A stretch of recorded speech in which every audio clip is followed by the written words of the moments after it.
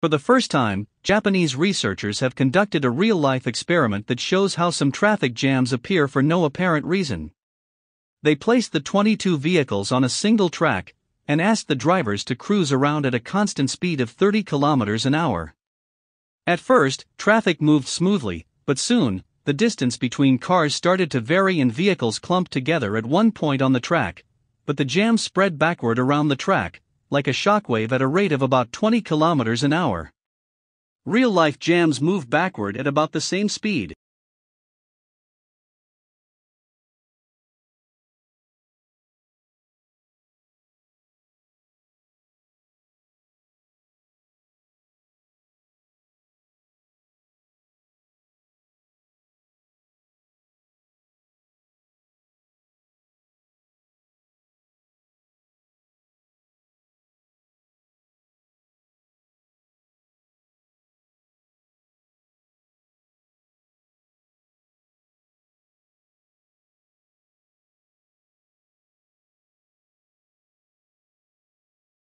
Brooke and her colleague Mark Newman studied who swapped messages with whom on a popular online dating platform in the month of January 2014. They categorized users by desirability using PageRank, one of the algorithms behind search technology. Essentially, if you receive a dozen messages from desirable users, you must be more desirable than someone who receives the same number of messages from average users. Then they asked, how far out of their league do online daters tend to go when pursuing a partner?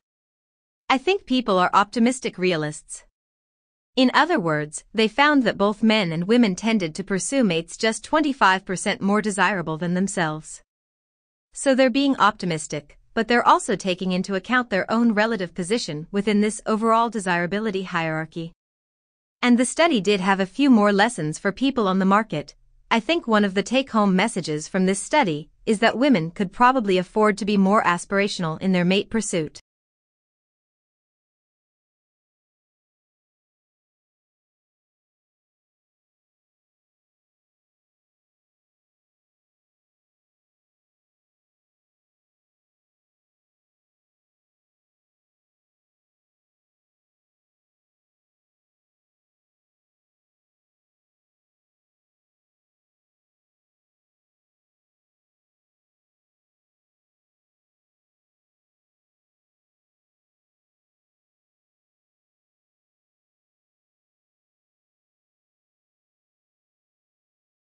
No, in fact, Neo-Latin is more or less the same as the Latin that was written in the ancient world, Classical Latin.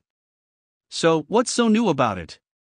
The effect of the first difference is, on the one hand, to refine and enlarge the public views, by passing them through the medium of a chosen body of citizens, whose wisdom may best discern the true interests of their country, and whose patriotism and love of justice will be least likely to sacrifice it to temporary or partial considerations. Under such a regulation, it may well happen that the public voice pronounced by the representatives of the people will be more consonant to the public good than if pronounced by the people themselves, convened for the purpose.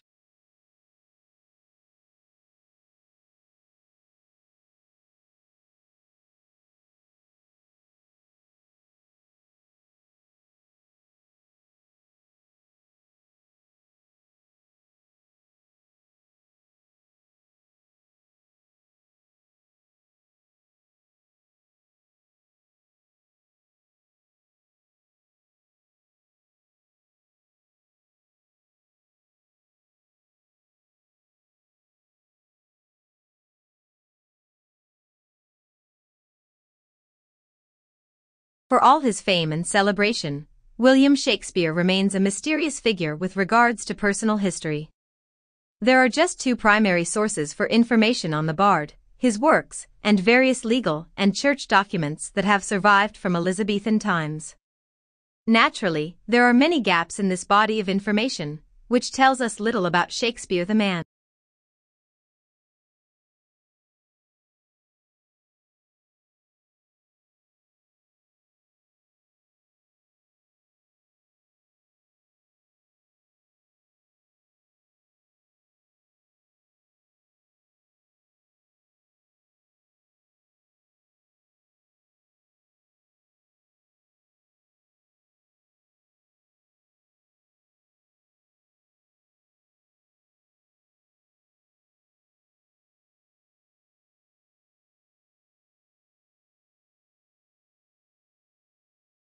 Lawrence Stephen Lowry RBSRA was an English artist.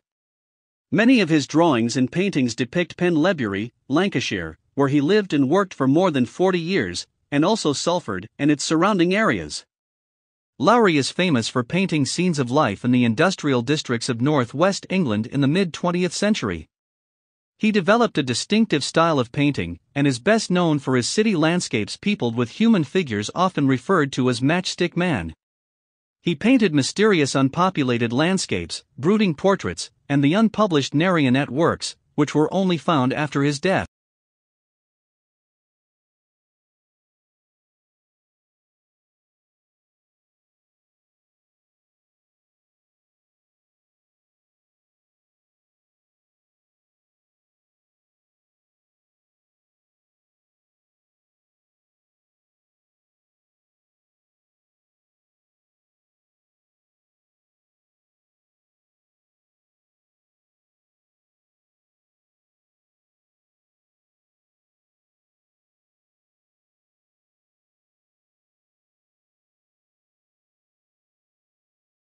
Along the way, we have built unashamedly beautiful buildings, 2 of which have won and been runner-up in the prestigious United Nations World Habitat Award, the first time an Australian building has received that international honour.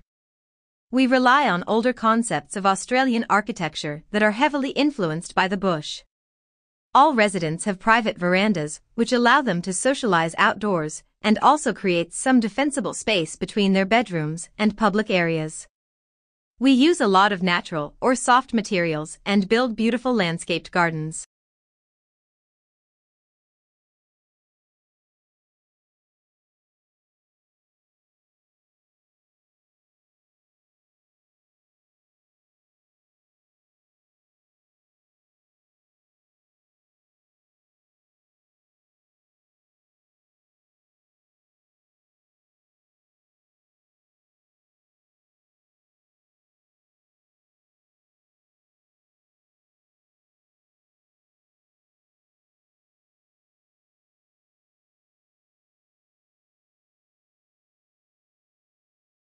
Financial markets swung wildly yesterday in a frenzied trading market by further selling of equities and fears about an unraveling of the global carry trade. At the same time, trading in the European credit markets in London was exceptionally heavy as traders frantically reassessed their appetite for risk, prompting wild swings in the prices of the key derivatives. It was the third day of frenetic activity in the European credit markets, suggesting that equity market swings were prompting a wider repositioning of investors in a host of asset classes.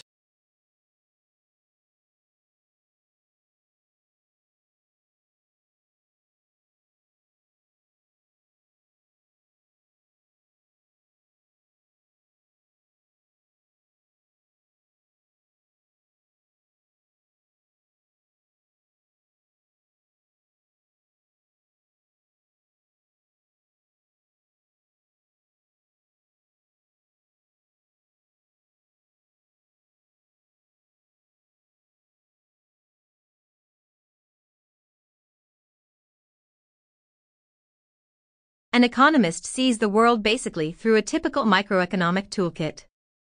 That involves things like thinking at the margin, rationality, opportunity cost, trade-offs. Economists, like any other discipline, rules and its own way of seeing the world. So basically, economics, or economists in general, tend to apply microeconomic concepts like that to explain the way humans behave and to make predictions about the future.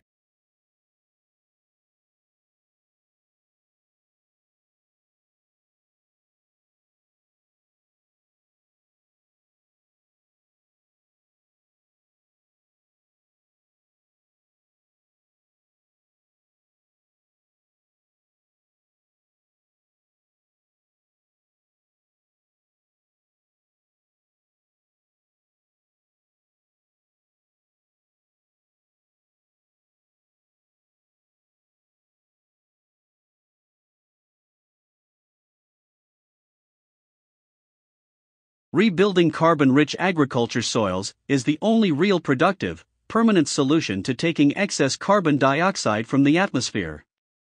She's frustrated that scientists and politicians don't see the same opportunities she sees. This year Australia will emit just over 600 million tons of carbon.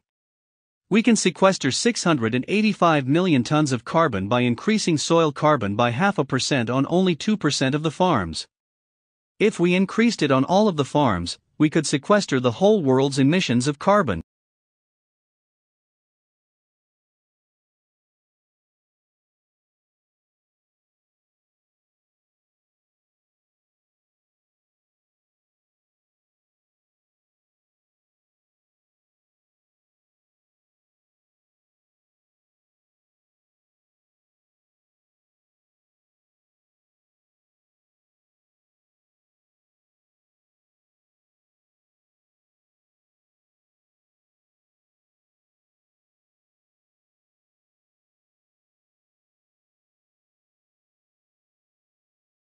Have you ever wanted to turn down the volume at a deafening concert or noisy bar? Envy the whale. A new study finds that toothed whales can reduce their own auditory sensitivity when they expect a loud sound. The work is presented at this week's Acoustics 2012 meeting. Whales and dolphins rely on their responsive hearing to interpret returning echolocation clicks. Previous research suggested that these marine mammals could dull their hearing before uttering outgoing echolocation clicks, which are very loud. Could they use the same coping mechanism for external noises? To find out, researchers trained a false killer whale that a loud noise would always follow a brief warning signal. Then, they attached suction cup sensors to the outside of the whale's head and played the signal. The sensors measured brainwaves that indicated the whale did reduce its hearing sensitivity in expectation of a clamor. The researchers hope to test other species as well. Loud noises from ships can disturb whales. To accommodate marine life, perhaps vessels could emit signals before making a ruckus, warning whales to tune us out.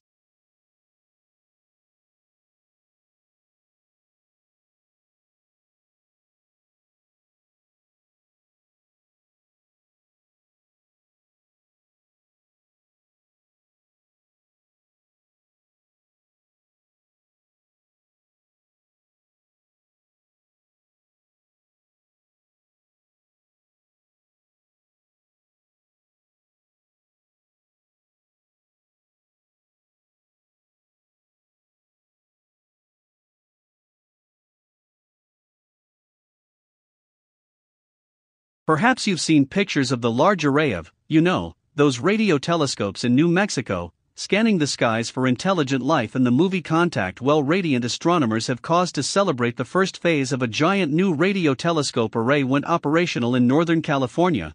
It's going to help astronomers study things like black holes and dark galaxies. All the while scanning the stars for, who knows, radio signals coming from somewhere else in the universe. Maybe ET is phoning home.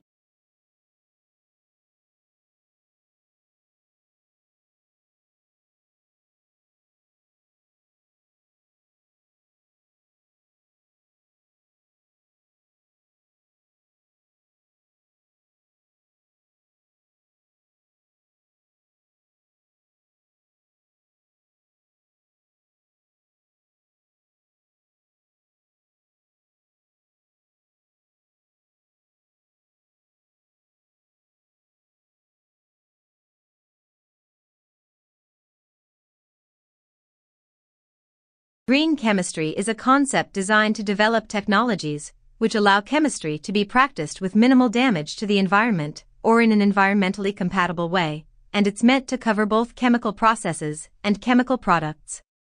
The center was set up about 7 or 8 years ago. And the idea was to provide a hub of activities that covered fundamental research work, international collaboration, but also educational development on public understanding of the project as well, and also networking, so we network out to well over 1,000 people around the globe.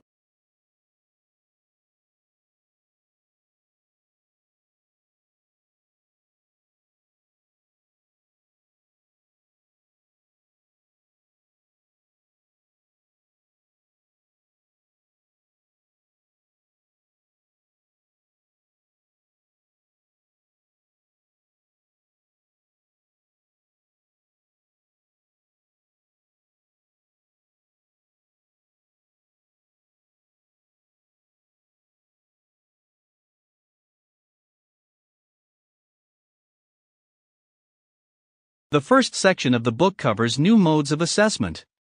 In Chapter 1, Kimball, Goldsmith College, London, responds to criticisms of design programs as formalistic and conventional, stating that a focus on risk-taking rather than hard work in design innovation is equally problematic. His research contains 3 parts that include preliminary exploration of design innovation qualities, investigation of resulting classroom practices, and development of evidence-based assessment.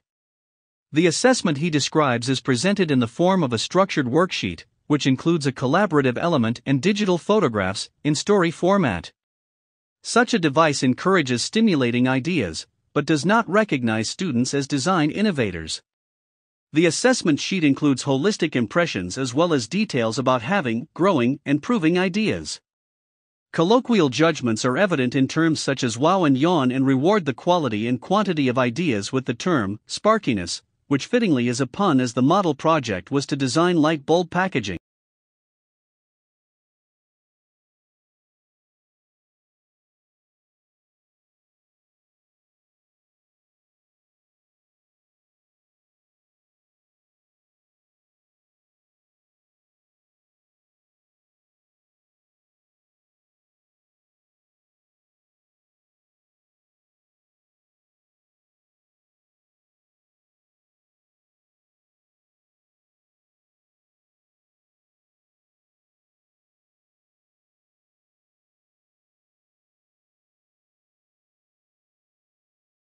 You've heard about SARS, AIDS and bird flu.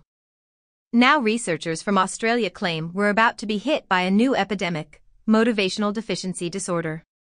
According to the British Medical Journal, 1 in 5 people are said to suffer from motivational deficiency disorder, or MODD, and most don't even know they have it. Symptoms include being unable to get out of bed in the morning, being trapped on the couch,